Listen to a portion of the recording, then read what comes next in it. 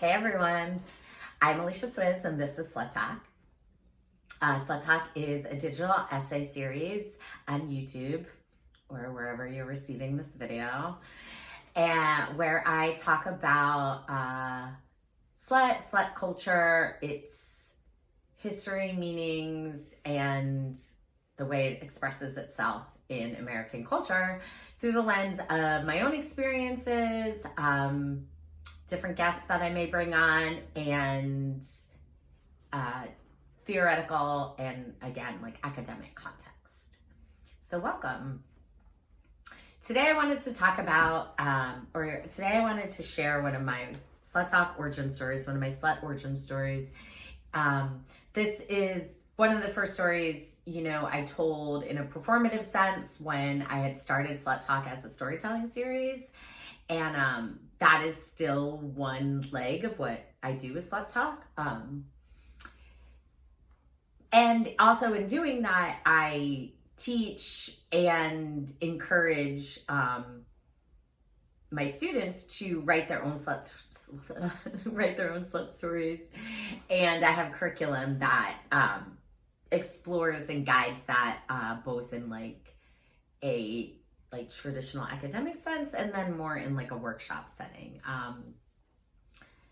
And so I started Slut Talk when I was living in Chicago, and I was already doing stand-up comedy, and I was noticing how frequent slut shaming and rape jokes and just still really misogynistic, sexually dominant comedy was coming out of the mouths of men, and men were still who was mostly filling up these rooms and getting stage time, and even still in a lot of mainstream ways men dominate comedy.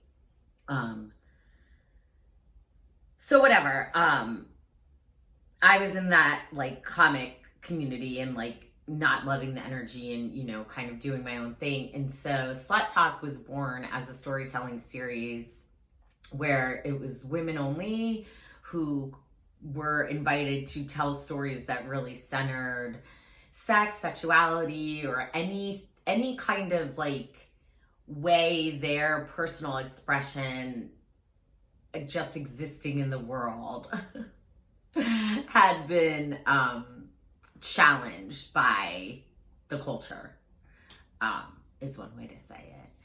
And so for me, I have really felt this from a young age. And there are a couple of reasons why I have reflected on that to be true, or a couple of key moments that I've identified. And I will be exploring those throughout these episodes. So being that this is the first episode in the intro to me, one of the core things I think that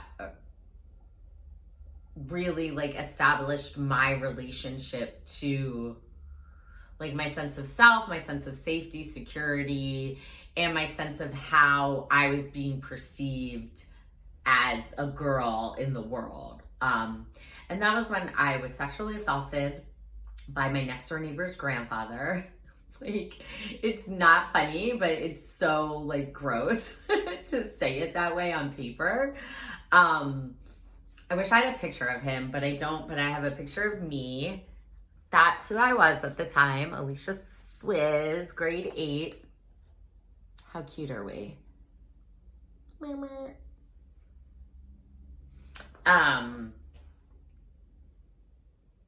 I look at this picture and I just can't believe anyone would look at this child and see them as a sexual being, object, really, because he wasn't trying to, think about me as a human being. So, when I grew up in New Jersey with my mom and my brother. My parents got divorced when I was pretty young, but my dad was always local in the Northeast, so it was pretty easy to see him. He was very present in our lives. he and my mom had a pretty like volatile relationship for a while, and just even like arguments on the phone and the kids in between and just this, that, the other. So whatever. But I also didn't really get along with my mom at this time. I think, especially looking back, that I was like very much like my dad, and like I am very much like my dad. I know that's true. And I think, you know, at the time, I just was reflecting to her all of the things she kind of like hated about him or all the things that was frustrating about their relationship was now like being expressed through this like young child. I didn't know any of that then, you know. I just kind of thought my mom didn't like me or I didn't like her. And so when my mom decided to move to Florida in 1990, because she had met my stepdad, or the man who would become my stepdad and who still is my stepdad, they had dated long distance, and she decided she wanted to get out of New Jersey, fresh start. She took my brother Pete with her, and I was given the choice to go live with my dad. To say I was given the choice is like part of what I've had to unpack over the years, because I wanted to live with my dad. Like, I was asking to live with my dad. And also, my mom claimed my brother. Like, she was taking him no matter what. But I had a choice. Why? You know? I don't know. Something, maybe I can come back to that. But I do think that influences my slut story overall as well, because that's where a seed of like abandonment, I guess, was planted. But I didn't feel so much of abandonment as it felt like I'm just not interested. I mean, I guess that's abandonment, but it's like, I don't know, the like claiming of Peter and the like allowing me to not be with her instead of like also claiming me is sort of the beginning of the slut, the problematic woman, the deviant woman, the like feminine wound, the severing from the mother, which usually happens because of an outside source, you know. Anyway, that's so I moved in with my dad, and I give him a lot of credit for taking in a preteen girl in the early 90s. We were the MTV generation. I consider myself the hip hop generation, really. And we were in the suburbs of Philly, and also like the suburbs of Trenton, New Jersey, like, and you know, just a train ride away from New York City. I had just moved from New Jersey, so Florida felt so far and foreign. And regardless of my mom and Pete, I just thought, I can't go that far for my friends. But of course, we didn't have cars, we didn't drive. So once I moved in with my dad, even though I was 30 minutes from where I had lived in New Jersey, it was still proved really challenging because we didn't drive, you know. So you had to like work out rides with your parents around school. And I was a dancer at the time, so I was going to dance class at night and gymnastics. And so it just, you think you're staying close to people, but it was really hard to keep connections with my friends. I remember that was one of the first really big fights me and my dad had, because I wanted to go to New Jersey to the fair, and I had told him I had hurt my ankle or something. Like I like had to stay home from school, or I had some excuse for like not doing something. And then when I wanted to go to the fair with my friends, he was like, "Oh, well, I thought you blah blah blah." So it wasn't even always harmonious with my dad at those times. It was actually quite like kind of solitary, because one thing that also is a part of the story is that my dad traveled for work. So he was a salesman, and a lot of his work had been in the New York City area. So he had always, you know, after my parents got divorced, he stayed in, like, he was in Connecticut for a while, and then he was just like in the suburbs of Philly, which is where I ended up living with him. But he was progressively, his business pharmaceutical packaging. Ugh, like, we're not going to get into the ethics of it.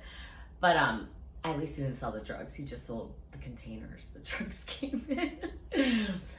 He was increasingly getting more clients. Or I guess his one big client built a plant in North Carolina. So over the 3 years I lived with him between 7th and 9th grade. And this happened late 8th or early 9th grade. It's foggy in my memory, the exact timeline. I just remember it was cold out. It was definitely cold. So my dad had started traveling to North Carolina, and we got very close with our neighbors. Our neighbors were a blended family, Jim and Marty Startzel. Jim is the man, Marty is the mom. And Marty had a daughter, and Jim had 2 teen daughters who were just a couple years older than me. But you know, at that time in your life, they were like the cool teen girls.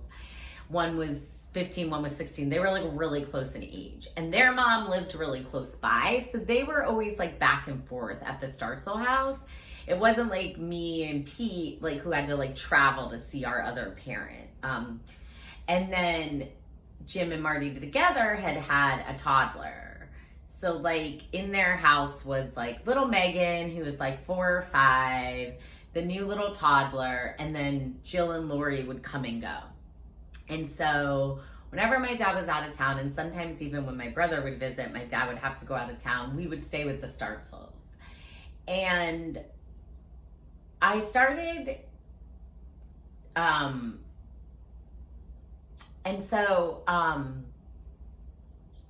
the Jim's parents were Harry, what was her name? I think her name was like Betty.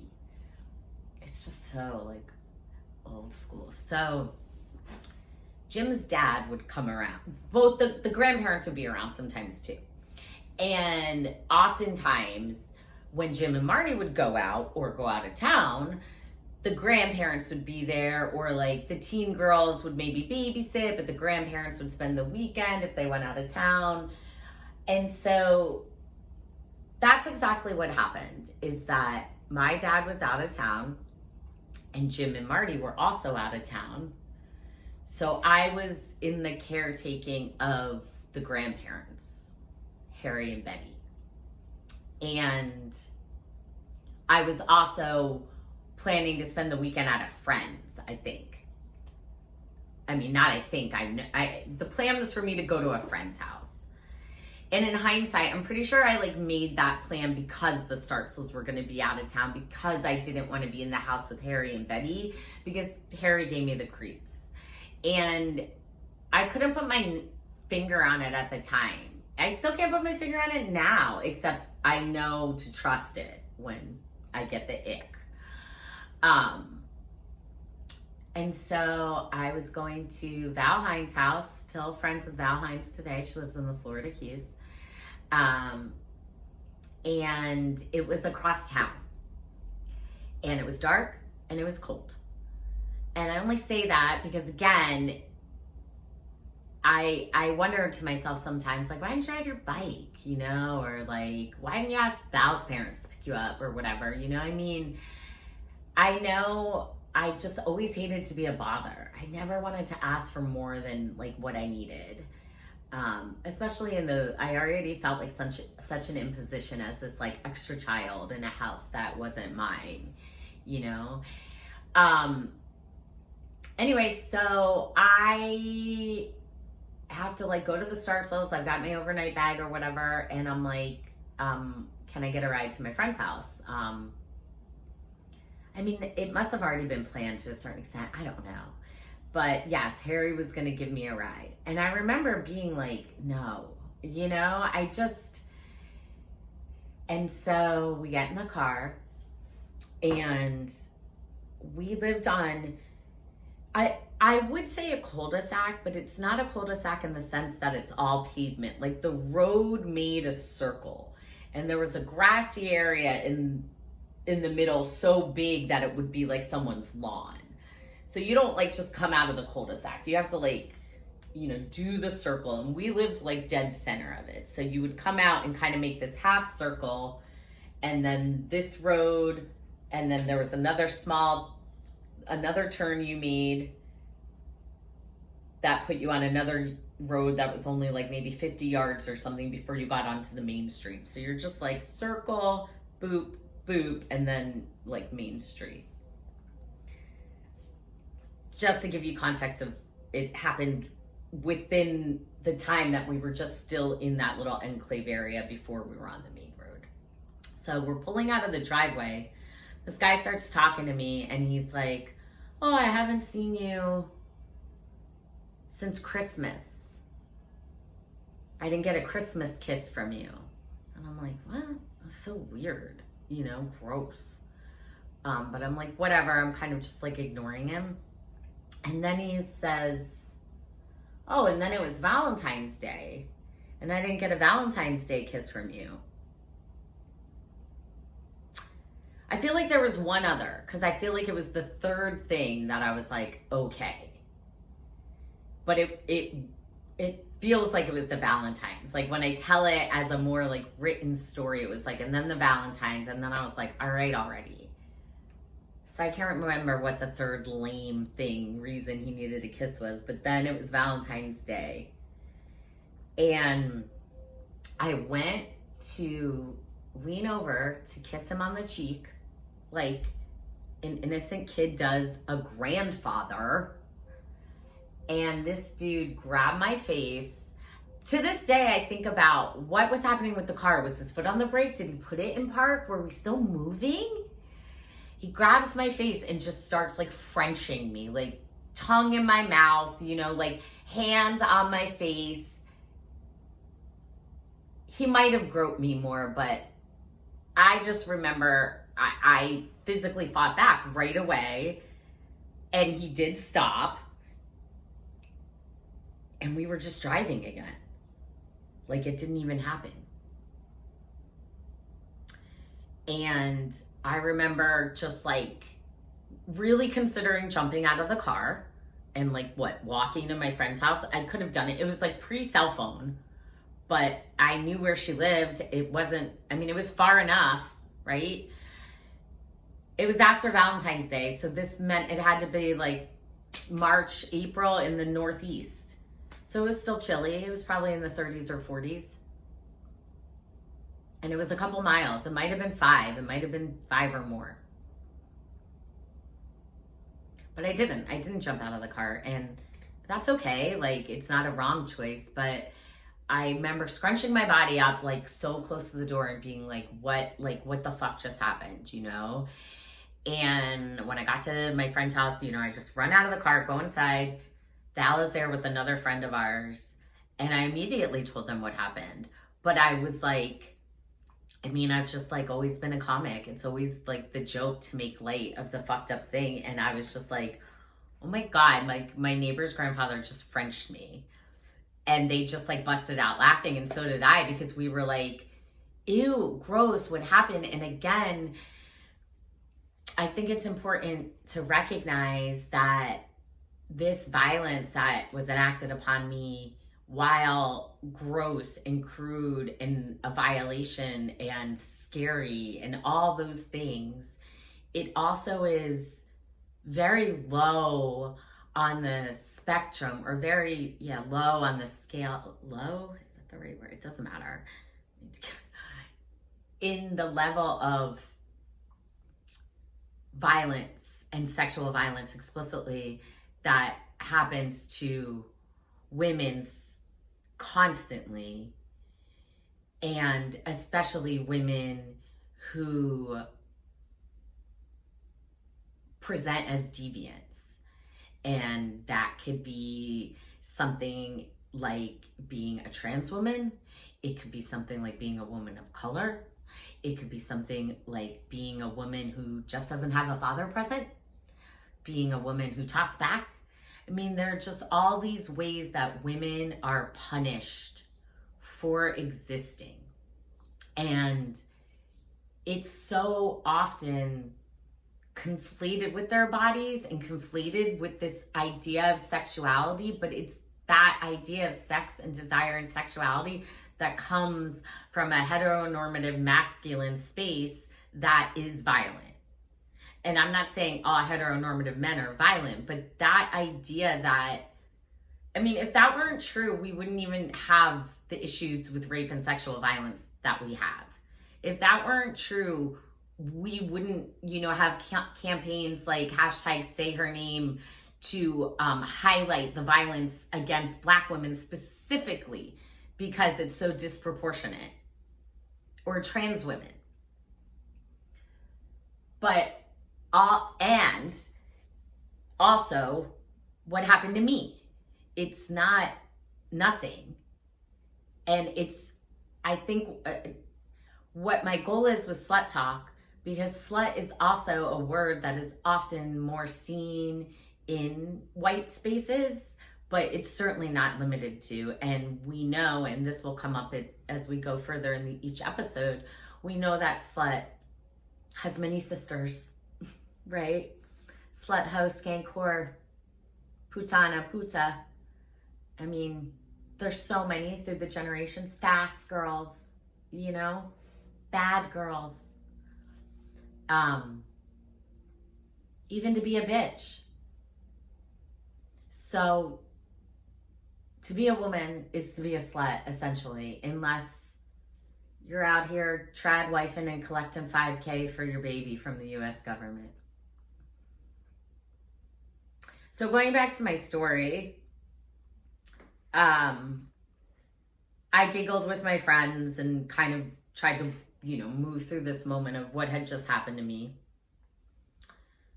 I don't even know if I had kissed a boy prior to this. Oh, actually, one of my first kisses with a boy was kind of an assault too. I always forget about this one. Because this guy I thought he was hugging me goodbye, and then he just face planted and started Frenching me. But he was at least my age. And this is what I mean. This is the conversation about all these ways, from the more mild catcalling or non-consensual romance, implied consent that isn't sexual harassment, to extremely violent rape, genocide, murder of women. And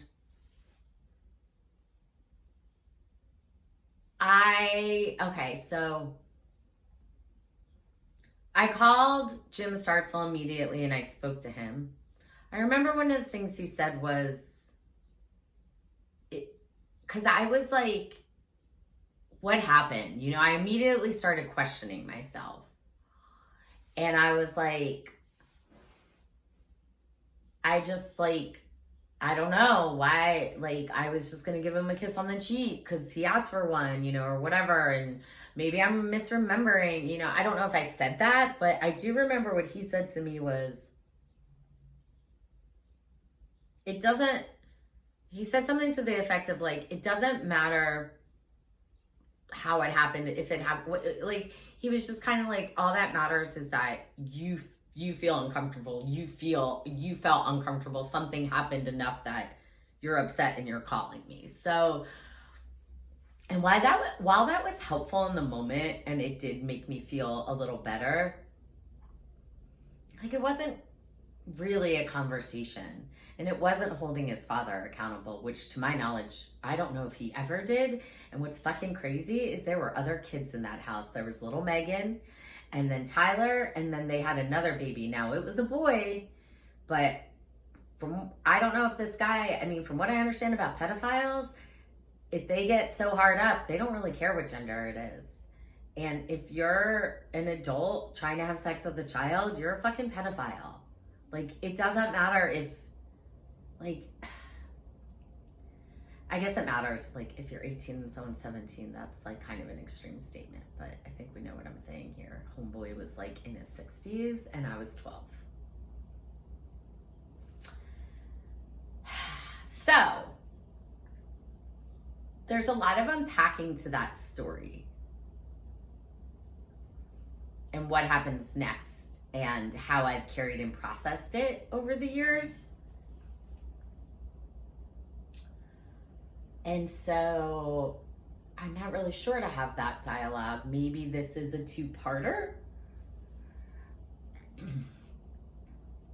But I really felt like I had to start somewhere and I didn't really know where to start. So this is where I'm starting. This is episode 1. I'm Alicia Swizz. And that's a wrap.